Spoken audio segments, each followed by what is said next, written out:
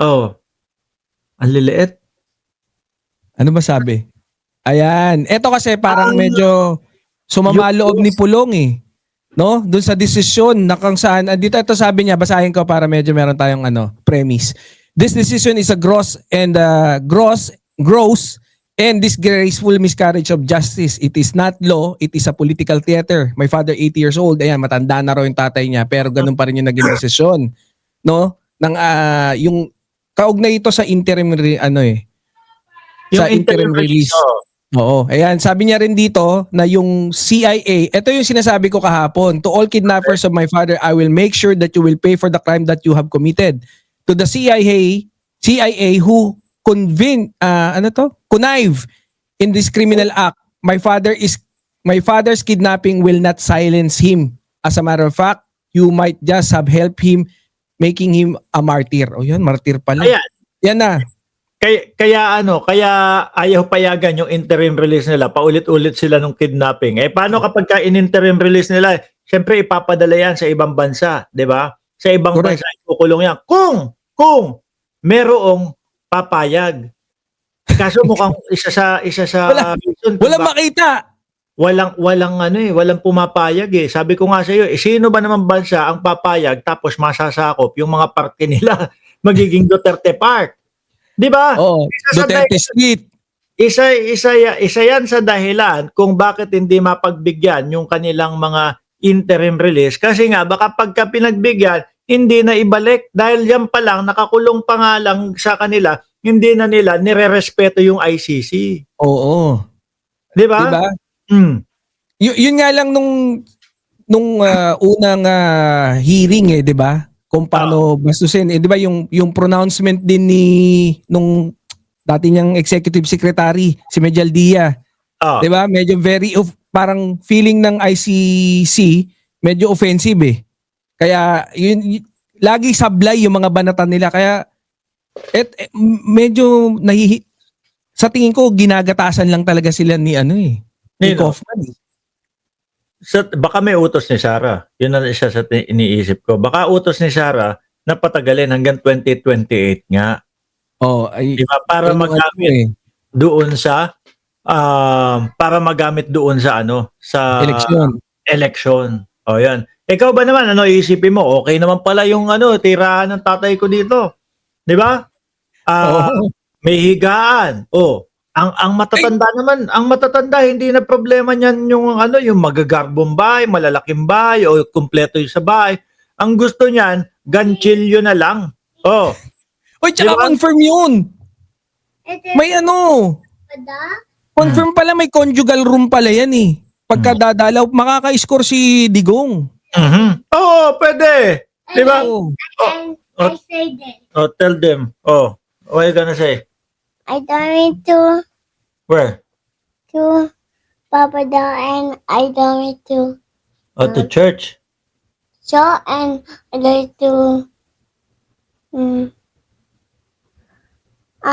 Ano?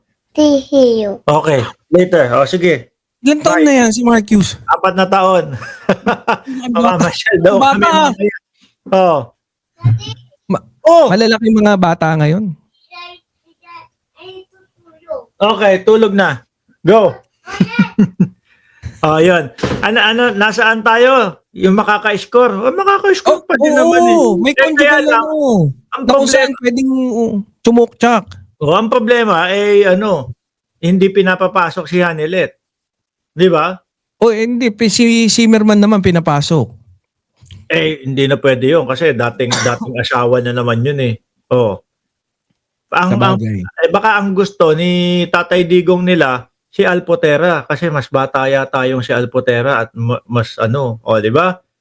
Feeling ko yan din ang dahilan kung bakit hindi na pinapapasok si Hanelet eh.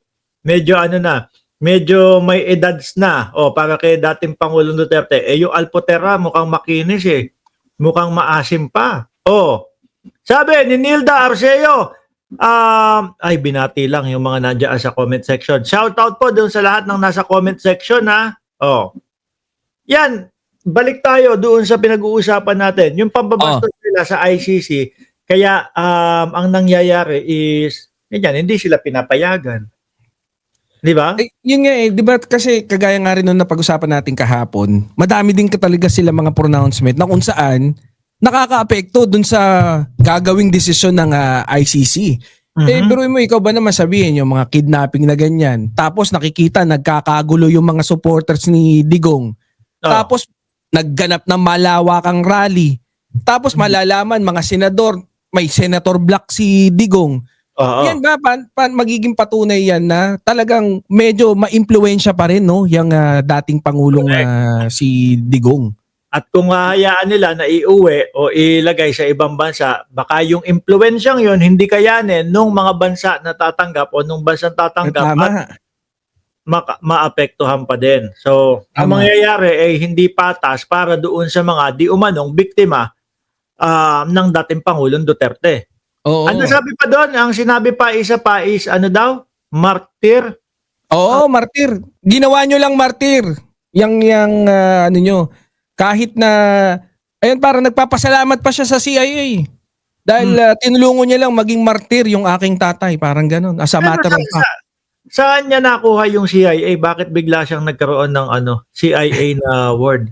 Ano invento niya lang o ano? Hindi, ganyan naman mga DDS eh. Di ba? Iisipin lang nila, tapos lagi nilang iisipin, ikikwento nila sa iba, hanggang sa maging pati sila, yung nag-imbento, kumbinsido na nangyari yun.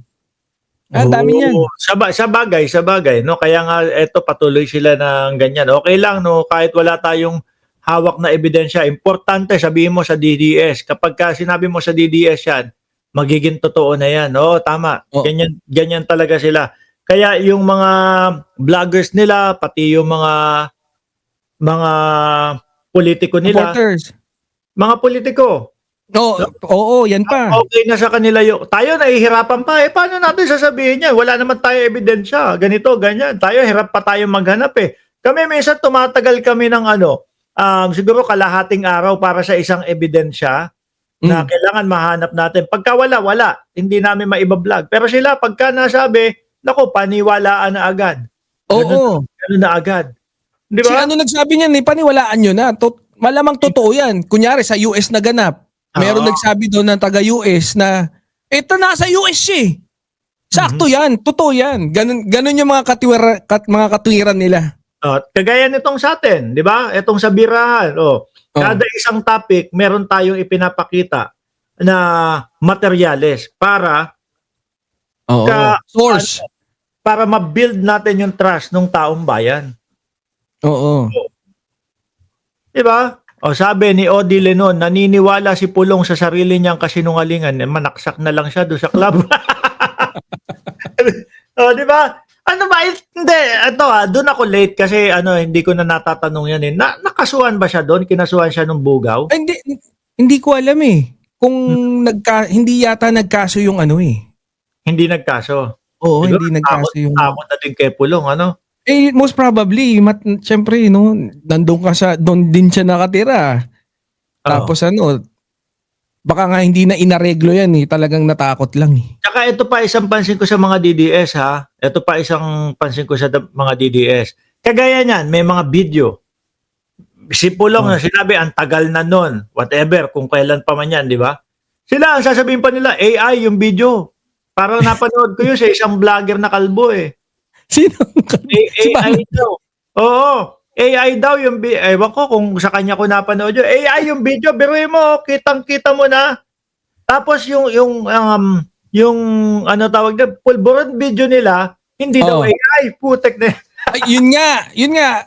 Diba? Ang ginagawa pa nila, actually ang ginawa nila noon doon sa AI video na yun, parang inunahan na nila Ay, hindi, papakita ko lang sa t-shirt ko, pang rock and roll yan. Kala ko maguhubad tayo. Inunahan na nila. Yun yung napapansin natin sa mga DDS. No, kapag yung papabor sa kanila,